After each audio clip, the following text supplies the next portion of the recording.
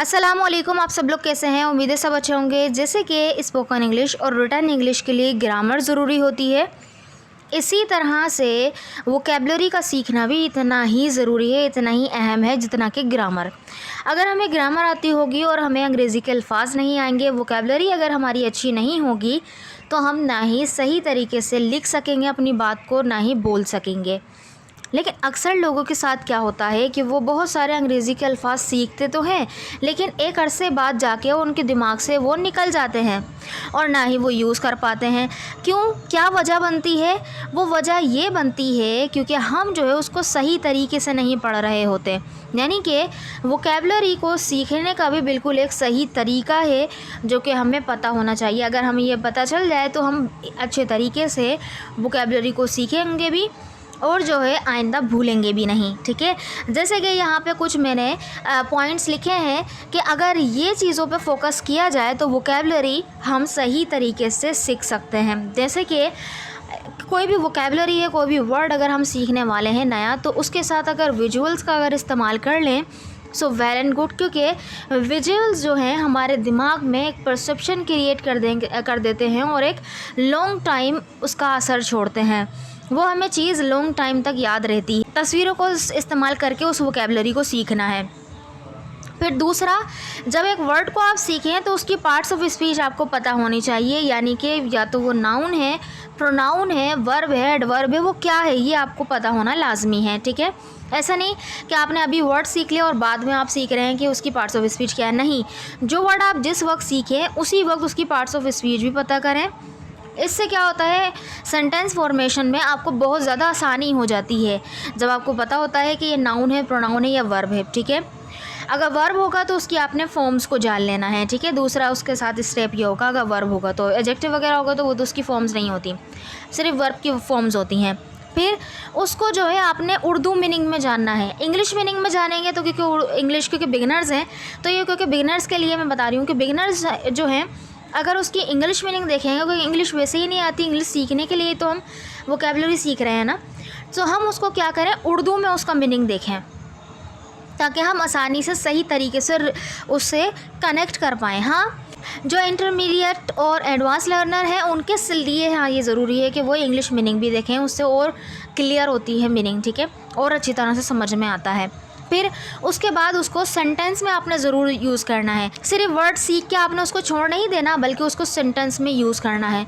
कम से कम एक सेंटेंस में तो ज़रूर यूज़ करना है, या तो अगर ज़्यादा सेंटेंसेस में आप यूज़ करेंगे, जितनी प्रैक्टिस करेंगे जाहिर सी बात है उतनी ही अच्छी बात होगी। तो बेसिकली इस वीडियो में जो हम 25 वर्ड पढ़ने वाले हैं ना, उसमें मैंने ये सब को ही मद्देनज़र रखते हुए इसको बनाया है, यानी विजुअल्स भी यूज़ किए हैं और मैंने उसके पार्ट्स ऑफ स्पीच भी बताए हैं कि वो क्या है, वर्ब है, एडजेक्टिव है, एडवर्ब है, क्या है, और फिर मैंने उसकी एक उर्दू मीनिंग ली है और उसको सेंटेंस में यूज़ किया है एक। ठीक है, तो चलें देखते हैं। फर्स्ट हमारा वर्ड है वो है स्क्वीज़। इसको प्रोनाउंस करने का तरीका भी यहाँ पे लिखा हुआ है। अगर आप देखें रेड में तो मैंने उर्दू में लिखा है और इसके बराबर में उसको इंग्लिश में भी लिखा हुआ है। तो स्क्वीज़, स्क्वीज़, इसको ईज़, स्क्वीज़। ठीक है, इसको कैसे प्रोनाउंस करेंगे, स्क्वीज़।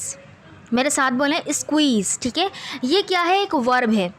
ये एक वर्ब है तो उसकी सेकंड और थर्ड फॉर्म भी आपने जान लेनी है।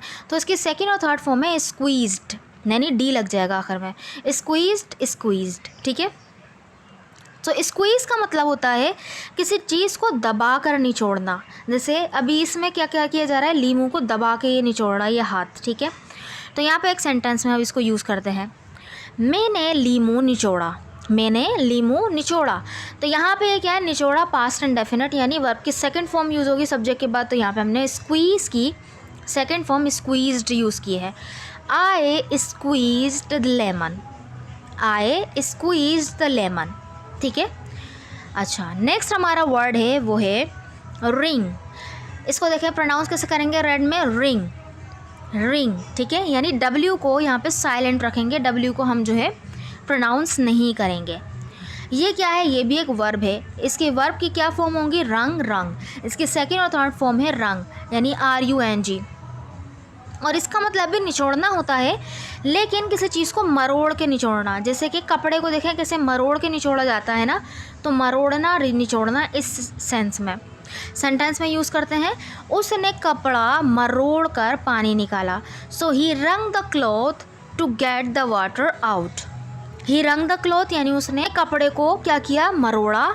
To get the water out यानी कि पानी बाहर आ जाए, पानी निकल जाए, ठीक है। सो गेट आउट निकालना होता है ना, वही। चलें, नेक्स्ट हमारा वर्ड है वो है क्रश। क्रश का मतलब होता है क्रश। देखें प्रोनाउंस करने का तरीका, क्रश, मेरे साथ प्रोनाउंस करें, क्रश, ठीक है। और ये भी एक वर्ब है, इसकी सेकेंड और थर्ड फॉर्म होगी क्रश्ड, यानी ईडी लग जाएगा, क्रश्ड। पीसना या कुचलना, यानी किसी चीज़ को मार मार के जो हम पीसते कुचलते हैं ना, वो। सो ये सेंटेंस है उसने कॉफ़ी बीन्स कुचले उसको कुचल के पाउडर बनाया, ठीक है, तो पीसा। She crushed the coffee beans. She crushed the coffee beans, ठीक है।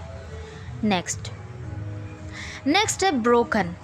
ब्रोकन ये ब्रेक की थर्ड फॉर्म है। अक्सर जो थर्ड फॉर्म है वो एज एडजेक्टिव काम करती है, तो यहाँ पे ये जो ब्रोकन है एज एडजेक्टिव काम कर रहा है। इसको प्रोनाउंस करेंगे ब्रोकन, ब्रोकन, ब्रोकन, ब्रोकन, ठीक है। इसका मतलब होता है टूटा हुआ या टूटी हुई कोई चीज़, टूटी हुई चीज़, ठीक है। सेंटेंस यूज़ करते हैं, बोतल टूटी हुई है। The bottle is broken. The bottle is broken, ठीक है। Next crack. इसको कैसे प्रोनाउंस करेंगे, क्रैक, क्रैक। ये क्या है, ये भी एक वर्ब है, इसकी सेकेंड और थर्ड फॉर्म होती है क्रैक्ड, यानी ईडी लग जाएगा, ठीक है। इसका मतलब होता है चटखाना किसी चीज़ को, सही है। कोई चीज़ जैसे चटक जाती है, जैसे शीशा चटक गया, तो वो। जैसे सेंटेंस है बर्तन में दरार पड़ गई, यानी कि बर्तन जो है टूट गया, उसमें वो आ गई, चटक गया वो। The pot has cracked. The pot has cracked, ठीक है, बर्तन में दरार पड़ गई। Next scratch. Scratch, scratch, scratch ये भी एक वर्ब है, इसकी सेकेंड और थर्ड फॉर्म होगी स्क्रैच्ड, स्क्रैच्ड, ठीक है, सेकेंड और थर्ड फॉर्म। स्क्रैच का मतलब होता है खुरचना। खुरच नहीं देते, किसी भी चीज़ से खुरच देना, नाखूनों से खुरच देना, तो वो हम स्क्रैच कहते हैं। बिल्ली ने कार पर खराश डाल दी, यानी जो खराशें हैं खुरच दिया उसको। The cat scratched on the car. Scratched the car, on भी ना लगाएं तो खैर है। Next smash. स्मैश, स्मैश, ठीक है। कैसे प्रोनाउंस होगा, स्मैश। ये भी एक वर्ब है, इसकी सेकेंड और थर्ड फॉर्म होगी स्मैश्ड, स्मैश्ड, ईडी लग जाएगा। मतलब किसी चीज़ को फेंक कर, पटक कर टुकड़े टुकड़े कर देना, तो पटक देना। उसने प्लेट ज़मीन पर पटक दी, past indefinite. He smashed the plate on the floor. He smashed the plate on the floor, ठीक है। स्मैश्ड पटक देना, टुकड़े टुकड़े कर देना। Next crumple. Crumple, crumple, crumple, crumple का मतलब है, ये एक वर्ब है, इसकी सेकेंड और थर्ड फॉर्म होगी क्रम्पल्ड, क्रम्पल्ड, डी लगेगा आखिर में। तो इसका मतलब होता है किसी चीज़ को मरोड़ कर उस पर सिलवटें डाल देना। जैसे ये एक कागज़ है, उसके ऊपर क्या कर दिया इसने, मरोड़ मरोड़ के सिलवटें आ गई होंगी, ठीक है। तो ये क्या बनेगा सेंटेंस, जैसे कि उसने कागज़ मरोड़ दिया, क्योंकि वर्ब है तो सेकंड फॉर्म यहाँ पे यूज़ हुई है पास्ट इंडेफिनिट के तौर पे। He crumpled the paper. He crumpled the paper. He crumpled the paper, ठीक है। नेक्स्ट, अच्छा, मुड़े हुए पेपर को आप क्या बोलेंगे, क्रम्पल्ड। मैंने आपको बताया था ना ये एडजेक्टिव बन जाता है, तो क्रम्पल्ड पेपर यानी थर्ड फॉर्म अगर लगा दे तो मतलब होगा सिलवटों वाला या मरोड़ा हुआ कागज़, ठीक है। तो ये एडजेक्टिव है, इसका क्या मतलब, यानी इसको प्रोनाउंस कैसे करेंगे, क्रम्पल्ड, क्रम्पल्ड पेपर, ठीक है, पेपर। नेक्स्ट सेंटेंस पे, मेज़ पर मुड़ा हुआ कागज़ पड़ा है, तो बोलेंगे there is a crumpled paper on the table. There is a crumpled paper on the table. There is a crumpled paper, एक पेपर है, कहाँ पर, ऑन द टेबल। अच्छा, नेक्स्ट है चिप्ड। इसको कैसे पढ़ेंगे देखें उर्दू में, रेड उसमें देखें, चिप्ड, टी का साउंड आएगा, चिप्ड, ठीक है। ये क्या है, एक एडजेक्टिव है, ये भी चिप की जो थर्ड फॉर्म में एडजेक्टिव बना है, यानी टूटा हुआ किनारा। किसी चीज़ के टूटे हुए किनारे को बोलते हैं ना, जैसे यहाँ पे आप देखें एक कप का किनारा टूटा हुआ है, तो हम सेंटेंस में यूज़ करते हैं, जैसे कि कप का किनारा कटा हुआ है या टूटा हुआ है, जो भी कह लें। द कप्स एज, किनारे को बोलते हैं एज, EDGE, इसको हम प्रोनाउंस करेंगे edge. The cup's edge is chipped, ठीक है, टूटा हुआ, तो किनारा टूटा हुआ है, लेकिन किनारे के लिए अलग इंग्लिश यूज़ करेंगे ना, the chipped, the cup's edge is chipped, ठीक है। Next, nervous, nervous, nervous, nervous, nervous ये एक एडजेक्टिव है, इसका मतलब है घबराया हुआ। जैसे ये लड़की देखें घबरा के दांतों में हाथ दाब रही है, तो ये क्या है, घबरा रही है, तो घबराई हुई है बेसिकली। किस कंडीशन में, घबराई हुई कंडीशन में है। वो सबके सामने बात करने से घबरा रही थी, यानी वो घबराई हुई थी सबके सामने जब वो बात करने लगी। तो she was nervous to speak in front of everyone. She was nervous, वो घबराई हुई थी, टू स्पीक, बात करने में, इन फ्रंट ऑफ, के सामने, एवरीवन, सबके। तो he was nervous, she was nervous to speak in front of everyone, ठीक है। नेक्स्ट है लेज़ी, लेज़ी, लेज़ी, लेज़ी, ये क्या है, एडजेक्टिव, इसका मतलब है सुस्त। जैसे वो बहुत सुस्त है, he is very lazy, he is very lazy. Next, talkative, talkative, talkative, talkative, कैसे बोलेंगे, टॉकटिव, टॉकटिव, ठीक है, टॉकटिव। सो ये क्या है, एडजेक्टिव है, इसका मतलब है बातूनी, जो बहुत ज़्यादा बातें करते हैं ना, उनको बोलते हैं टॉकटिव, बातूनी। सेंटेंस में यूज़ करें, मेरा दोस्त बहुत बातूनी है, my friend is very talkative, talkative, talkative, my friend is very talkative. Next, rude, rude, rude ये एडजेक्टिव है, इसका मतलब है बदतमीज़ या गुस्ताख, जिसका बहुत ख़राब लहजा हो, रूड, ठीक है। सो क्या बोलेंगे सेंटेंस, बदतमीज़ लोग दूसरों को पसंद नहीं आते, यानी बदतमीज़ लोग जो है लोगों के ज़रिए पसंद नहीं किए जाते। तो ये क्या बनेगा, प्रेजेंट इंडेफिनिट का पैसिव बनेगा। Rude people are not liked, rude people are not liked by others, दूसरों के ज़रिए से, यानी दूसरे लोगों के ज़रिए वो नहीं पसंद किए जाते। नेक्स्ट, शाय, शाय, शाई, शाई, शाई, तो ये क्या है, एडजेक्टिव है, यानी शर्मीली, शर्मीला। सेंटेंस है, वो लड़की शर्मीली है, द गर्ल इज़ शाई, द गर्ल इज़ शाई, ठीक है। नेक्स्ट सेंटेंस है ग्रीडी, ग्रीडी, ग्रीडी, ग्रीडी क्या है, एक नाउन है, इसका मतलब है लालची, लालच। क्या बनेगा, जैसे सेंटेंस है, वो पैसों के लिए लालची है, he is greedy for money, वो पैसों के लिए लालची है, ही इज़ ग्रीडी, वो लालची है, फॉर मनी, पैसों के लिए।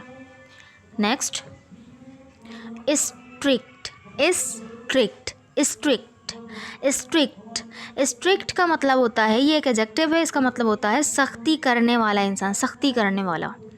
जैसे सेंटेंस है, हमारा उस्ताद बहुत सख्त है, हमारे उस्ताद बहुत सख्त हैं, थोड़ा तमीज़ में बोलना चाहिए। Our teacher is very strict, our teacher is very strict, इसको आवर नहीं बोलेंगे, our teacher is very strict. Next, messy, messy, messy, messy, messy एक एडजेक्टिव है, इसका मतलब है बेतरतीब, यानी बिखरा हुआ, बेतरतीब, ठीक है, ये गंदा भी कह सकते हैं। सो बेतरतीब, गंदा, बिखरा हुआ, जो भी कह लें। जैसे ये सेंटेंस है, बिखरा हुआ कमरा अच्छा नहीं लगता, बिखरा हुआ कमरा अच्छा नहीं लगता। अ मैसी रूम, अ मैसी रूम, अ मैसी टेबल, अ मैसी अलमीरा, ठीक है, जो भी लगा सकते हैं। बिखरी हुई टेबल, बिखरी हुई अलमीरा, अलमीरा मीन्स अलमारी को बोलते हैं। A messy room doesn't look good, a messy room doesn't look good, ठीक है। Next, polite, polite, polite, polite, polite का मतलब होता है नर्म मिजाज, यानी नरमी से जो बात करता है ना वो। ये क्या है, एडजेक्टिव है, तो क्या बोलेंगे, वो नर्म मिजाज का है, he has a polite nature. ठीक है, next tidy, tidy, tidy, tidy, tidy, tidy, tidy एक एडजेक्टिव है, इसका मतलब है साफ सुथरा, साफ सुथरा। ठीक है, सेंटेंस, मेरा कमरा साफ सुथरा है, मेरा कमरा साफ सुथरा है। My room is tidy, my room is tidy. ठीक है, नेक्स्ट ब्रेव, ब्रेव, ब्रेव, तो ब्रेव का मतलब होता है बहादुर, ये एडजेक्टिव है, इसका मतलब है बहादुर लोग डरते नहीं। Brave people don't get scared, don't get scared, वो डर में नहीं आते, वो नहीं डर नहीं जाते। Brave people don't get scared. Next bully, bully, bully, bully.